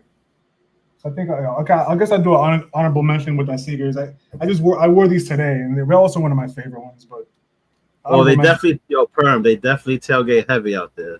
Oh yeah, heavy. Yeah, it's probably. I would say it's probably better. Because they tailgate at the track in the infield outside of it, so you can like tailgate and see the race cars going around. Like I know, like in NFL. It's a NASCAR race is such an experience, way more than just a race. Oh yeah, I think that being in person is probably the best way to watch a NASCAR race because you're there, you can feel it, you can smell it, you can taste it. Even you have the scanner, so you can hear the drivers and you can watch what you want to watch when you're in person. Like you can just watch one car the whole time, and that's your whatever you want to do. So, I haven't been in a long time, but I don't need to have been in a while to know that the ultimate way to watch a race is in person because there's so many things you can do and watch and look at, explore. So yeah, it's definitely great. Honorable mention with the sneakers, like Olive Nines. I got these I think earlier this year or last year, in the last year. Like these. These are good. I just like the olive color on these. And then of course, can't go wrong. Yo, the nines are so unappreciated, and yeah, the Olive Nines is one of the top nines, period. Yeah, in my opinion, they're the best ones. I definitely, I like the white and black ones. I got to get those when they come out. But I think these are my favorite of the nines for sure. And honestly, these are very, very comfortable too. Like I didn't have to run today, but if I had to run today, I would. These are good. These are good for running for a little distance, not like for like a few miles or stuff like that. Right. These are not running sneakers. And I think I'm about to the last diecast, but I have an honorable mention for the diecast too. So this is one that you're probably not going to be happy about. Let me see. Let me open this. So man, when this came out, when I get diecast online now, This came out. I was like, oh, okay, I'm gonna get this one. So, and usually I'll order the diecast on Sunday. So I'll like Monday through Friday, Saturday, they'll release a diecast. I'll pre-order it. I'll put it in my shopping cart, and then I'll pay for everything on Sunday after the race is over and that diecast come out. But for whatever reason, like when this came out, I put it in my cart. I'm like, all right, I'll get back to it. But for whatever reason, something told me to just buy it now at that point, and I did. And oh my god, thank God I did, because this thing was gone that day in a few minutes. I could not believe it. So this is more of like a hype car more than it's my favorite car. But this is the Justin Allgaier Traveler Whiskey car from the Daytona 500 this year. Bro, this that car is went, so sick. Oh my goodness, that car is so sick. This is the Elite Premier version, so a little bit more detailed than the modern Elite cars. I got the little razzle dazzle on the numbers. Like, come on. So this car, man, this car sold out in minutes. I've never seen anything like that before or after. Even they put this car out again now. Now it's a race version of this car is out. I saw that. Yeah, I pre-ordered that. Pre-order right now. Yeah, this one went immediately. I'd never seen anything like that before in my life. So I got this one, the Elite Premier, and I got the dual auto version of it too. Shoot. I would say, in terms of value, this one is up there. This is probably my second highest in terms of value. I have Kyle Larson's first win. That's probably the most valuable one I have.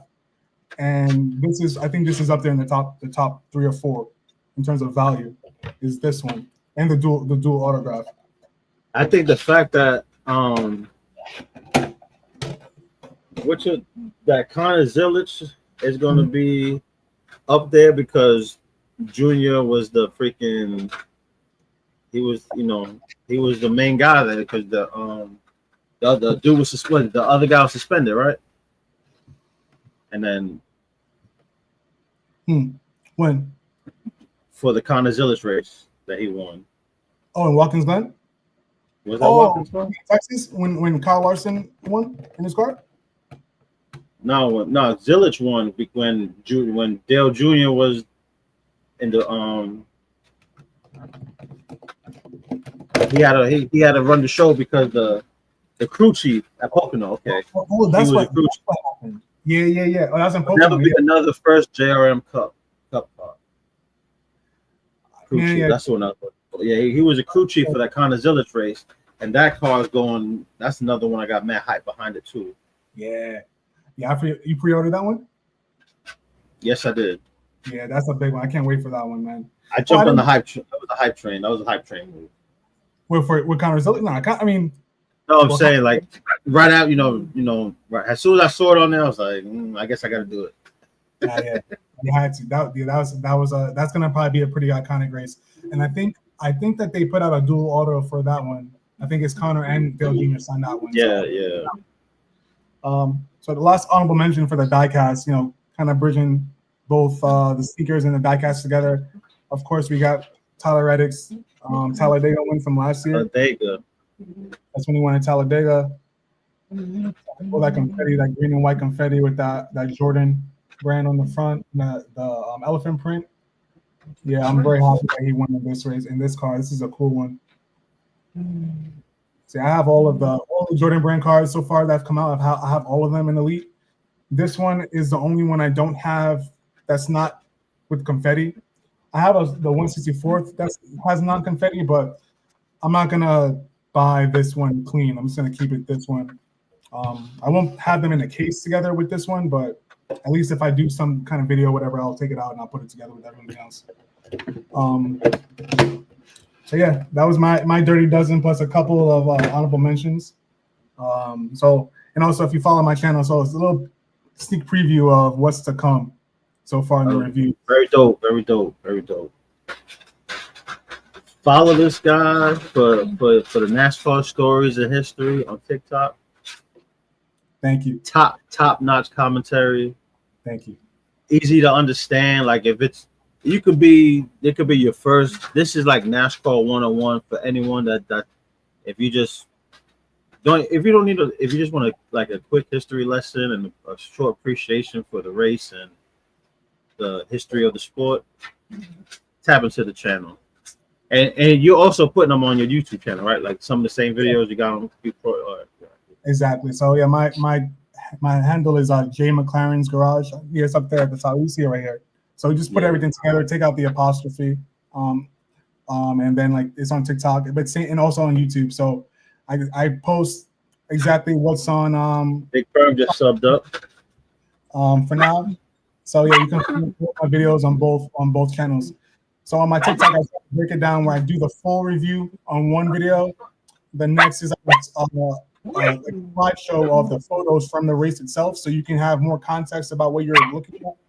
And I do a third video of like a few close-up shots of the cars, just something quick, so people can kind of get a sneak peek of what the full review is about. So check it out if you want to look at my collection, learn a little about NASCAR, what happened in those races, and the stories behind them. Check me out. I appreciate you guys. And Matt says, "What autographs you have? What autos you got?" Oh man, so I don't have. So I've never gotten an autograph in person. I don't have any of those. So all the autographs I have are either from Lionel when the driver signed it through them, or when I bought a car for eBay and it was already signed. So to answer that question, I have a lot of autograph stuff. I have a lot of them. It would be really hard to tell you. I have Jimmy. So just kind of looking at what I got over here, I have Jimmy McMurray, his first win in the 40 car, the Coors Light car. I have that car signed. I have Dale Jr.'s Daytona 500 for 2004. That's signed.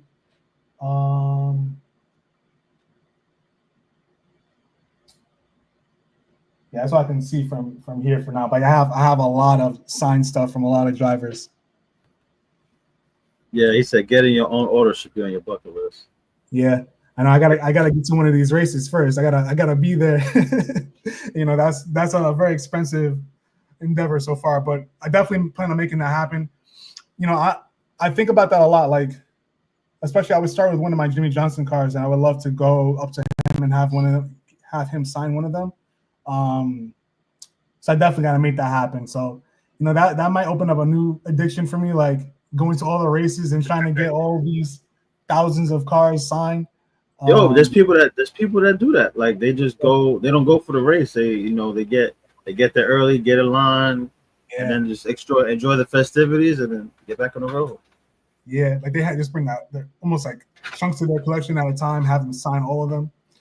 Yeah, I think like once I go to a race and I kind of familiarize myself with like how to move around and all that, I'll feel a lot more comfortable with bringing my stuff because I would know what I'm gonna do. They say you can even go to fan days too, not just the races. Yeah. So I think like once I start getting in the swing of things, I'm gonna definitely do that because that would be a cool way to extend my collection. Like, you know, get more out of it is like once I kind of get all the ones that I don't have, the next phase will be like getting them all autographed. That would be a really cool trip. I mean, of course, like there's a lot of them I wouldn't be like Dale Earnhardt. Only Dale Earnhardt, honestly. That's the only person I probably wouldn't be able to get. But and I have the Richard Petty one I have a 1981 Daytona 500. Richard Petty signed it. Oh, he has the best autograph by far. Him and Dale Earnhardt, the most beautiful autographs by far. Those are two OGs in the game, man. Thank you, Big Perm. I see you subscribe to my YouTube. I appreciate you. Bane said, appreciate your collection of the stories. Always appreciate Bane coming through, man. Bane was the first guest of Beast Coast TV, episode 1, season 1. The first guest. Nice. He kicked off the series, so he said Richard always signs at Darlington. Oh, okay. Yeah, I have his 1984, this 200th win, the Richard Petty car. Oh, nice. Yeah, if I can get that signed, that would be, oh my God, that'll be incredible. Yeah, we're almost at a 2-hour mark. No, so I like that idea of getting my autograph. I didn't think of that. I'm just thinking about that. Because that's the whole see, I didn't have any Noah Graxons at the time. I bought of course, you know, they have the hero cards there where they give out for free, and they sign those. and I bought a wall plaque, Mm. and then I forgot what diecast. It wasn't mine. It was Matt's. So I had three things, and he had three things, and they just you can have this whatever whatever small toy you can have, and then not unlike other athletes that be like treated as a chore, like the drivers are just so down to earth, and they just be chilling. It's like they just chilling, signing. You can have small talk while they're signing your stuff, and because it was him, Todd, and Zane. Yeah. They were, they just be chilling, man. They enjoy the fans because they know the fans is why they get paid. You know what I'm saying? Yeah, absolutely. Yeah, the NASCAR drivers, they're very good with autographs historically, and that's really cool because there's a lot of, I think with NASCAR there's a lot more memorabilia with NASCAR than there is with a lot of other sports, or at least with a lot more signable stuff anyway. And like the access you get in NASCAR races is definitely the best out of all the sports. So it's really cool. On the way home, Matt was looking at me. He was like, "Yo, what?" He said, "What other sport event can you go to? You just get an autograph that easy?" Oh, no, none, right? None. That was like I was. He said, "Josh, do you have a favorite sports car? And if so, what's your favorite?" So as far as like road cars, okay. I guess I'll explain my handle here. Jay McLaren's Garage. I'm a gigantic McLaren fan, the car company. So that's why my Instagram name used to be Justin McLaren. I don't know why I got Justin. I just randomly picked the word Justin, the name Justin McLaren. So I've since shortened it to Jay McLaren. So the McLaren P1, they have a little Hot Wheels of the P1 here. It's my favorite car of all time. But there's a McLaren, it's called the McLaren 765 LT. That is a car, that's my favorite car. I don't know how I'm gonna get that car. I'm gonna get that car. It came out in 2000 and 2020. I went as far as I could to buy it. I emailed, there's a dealership in Connecticut. I emailed the guy. I'm like, hey, how do I get this car? I had no money, by the way. I had no money. Yeah. Hey, let me get this car. I want to get it. I went up there, but of course it was sold out because those kind of cars, they're already it's like a pre-order pretty much. Yeah, exactly. But I think that car is probably like $500,000 right now. I'm doing what I'm doing now so I can get that car in 10, 20 years. Make my money on the internet, and so I can get that car and I'll be zipping up and down. I'm not gonna go into Manhattan with that car because that's not a car for that. But up here in Henry Hudson, I'll be zipping around. So McLaren 765 LT Onyx Black, that's what I want. That's my favorite car.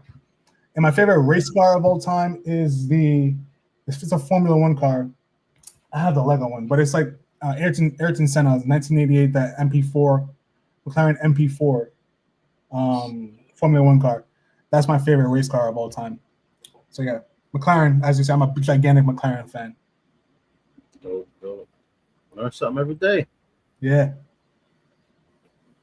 But man, Josh, I appreciate you coming through to the show. Appreciate you coming on Beast Coast TV, sharing your diecast and sneaker collection. Thank you, man. Thank you for inviting me. This was a really great opportunity. I'm so happy that you invited me on here. I got to meet a lot of wonderful people here, get to learn a little bit more about you. And I'm looking forward to being part of your community and supporting you in any way I can. And thank you for allowing me to get myself out there, my voice out there. I had a great time talking to you. I cannot believe we've been here for 2 hours, but it did not feel hey, I told you it's gonna be fun. It'll be fun. Like you don't realize it. You don't realize it, right? Yeah. So it just flows, man.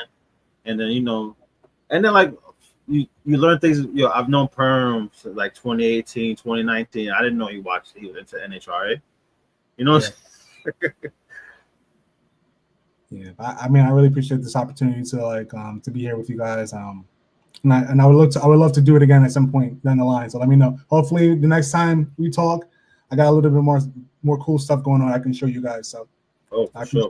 Yeah, Matt said, look forward to seeing more of your story and content. Thank you, and big shout out to Matthew for hooking us up and your support, Matthew. I really appreciate you. I appreciate your questions, like you supporting both of our channels with your commentary and you showing love. So big ups to you, Matthew. I really appreciate you. Yeah, chat Perm. The stories hit TikTok before they hit YouTube. Cause I be getting those notifications. Yo, like today, you drop on you put in your story first. I dipped off to the office real quick.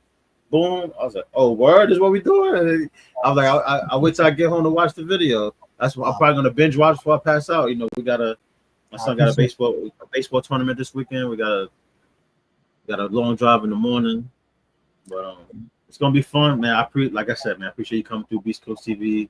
Thank you. And you know, we'll definitely do this again, and you know, we'll be talking. Absolutely. Hopefully next time I see you guys, I would have driven a race car by then. I'll tell you about that. Let's see. Word. All right, man. Appreciate everybody coming through. That came through to the chat. Again, Josh Ritchie coming through. And Big Perm Starbucks for the drive. That's the Starbucks #1 guy right there. Me too. I think I'm Starbucks #1 guy. I think me and Big Perm, we gotta have a duel about who's the biggest Starbucks. You're not a gold member like me. Salute Edo, wish your son the best. Yo, appreciate that, Poodle. Appreciate that. Like I said, yo, check out the TikToks. I've been more consistent on TikTok than I've ever been. Yeah. Like if you look before like the Tyler Reddick post, it was a super drought. Yeah. It gets fun. It's a lot of, definitely is a lot of work posting on TikTok. It's a lot of editing, a lot of work, but it becomes very fun, and you get to like share a lot of these stories. So it's really cool. Triple shot caramel macchiato, extra ice upside down. Ooh, okay. He said, "Thank me later." Okay, I'm gonna give that a shot tomorrow. Yo, I'm gonna try that. All right, Perm, put us on, yo. I appreciate you, Perm. All right, man. Again, all right, everybody. We're about to head off. It's almost bedtime. I'm getting old. Got a long drive. Another dope episode. This was fun, and we'll be talking. Thank you, guys. Have a great night, everyone. Have a great weekend. Peace.